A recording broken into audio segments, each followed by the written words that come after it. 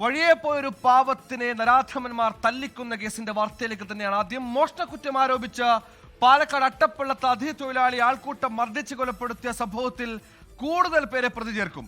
അറസ്റ്റിലായ 5 പേരെ ഇന്ന് കോടതിയിൽ ഹാജരാക്കും. മർദ്ദനത്തിൽ കൊല്ലപ്പെട്ട ഛത്തീസ്ഗഡ് സ്വദേശി രാമനാരായൺ ഭയ്യയുടെ പോസ്റ്റ്മോർട്ടം അല്പസമയത്തിനകം തൃശൂർ മെഡിക്കൽ കോളേജിൽ നടക്കും. രാമനാരായൺ ഭയ്യ മോഷ്ടാവെന്ന ആരോപണം കുടുംബം പൂർണ്ണമായും തള്ളി.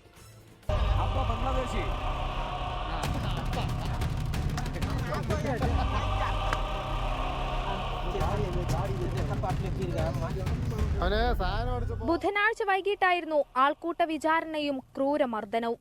മോഷ്ടാവെന്നാരോപിച്ചുള്ള ആൾക്കൂട്ടക്കലിയിൽ ഛത്തീസ്ഗഡ് സ്വദേശി രാമനാരായൺ ഭയ്യ നേരിട്ടത് മണിക്കൂറുകൾ നീണ്ട കൊടും ക്രൂരത. അവശനിലയിൽ വഴിയിൽ കിടന്ന രാമനാരായൺ ഭയ്യയെ ആശുപത്രിയിലെത്തിക്കാനും വൈകി. പാലക്കാട് ജില്ലാ ആശുപത്രിയിലെത്തിച്ചെങ്കിലും രാമനാരായൺ ഭയ്യ മരിച്ചു. മോഷ്ടാവെന്ന ആരോപണം തള്ളുകയാണ് രാമനാരായൺ ഭയ്യയുടെ ബന്ധുക്കൾ. തൊഴിൽ തേടിയാണ് ഒരാഴ്ച മുൻപ് രാമനാരായൺ ഭയ്യ പാലക്കാടെത്തിയത്. 4 दिन पहले यहाँ आया था काम करने के लिए, तो यहाँ पे काम उसको पसंद नहीं आया था, तो यहाँ से वो जा रहा था.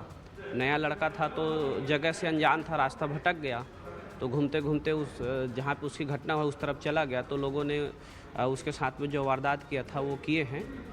उसके बारे में पूरी जानकारी तो नहीं है, लेकिन उसको मारने से मौत हुआ है ऐसा हमें पुलिस वालों ने बताया है.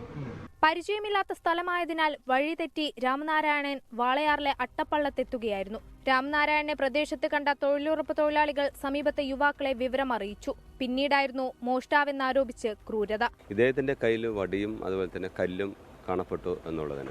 ഇവിടെ വരുന്നതിന് തൊട്ട് മുമ്പ് ഇദ്ദേഹം ദേശീയപാതന്റെ ആ ഭാഗത്തുനിന്ന് ഉൾപ്രദേശമായിട്ട് ഇങ്ങനെ നടന്ന് വരികയായിരുന്നു. അപ്പോൾ പല സ്ഥലങ്ങളിലും പല ആളുകളും ഇതുപോലെ കണ്ടിട്ടുണ്ട്.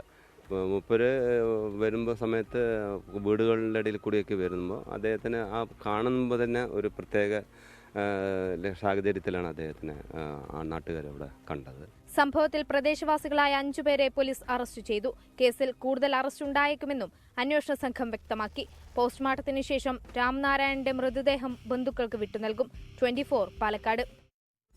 ലോകത്തെവിടെയായാലും ഏത് സമയത്തും 24 വാർത്തകളും ഓഗ്മെന്റഡ് റിയാലിറ്റി പാക്കേജുകളും എക്സ്പ്ലെയിനറുകളും വിശദമായി കാണാൻ ഞങ്ങളുടെ യൂട്യൂബ് ചാനൽ നിങ്ങൾക്ക് സബ്സ്ക്രൈബ് ചെയ്യാം.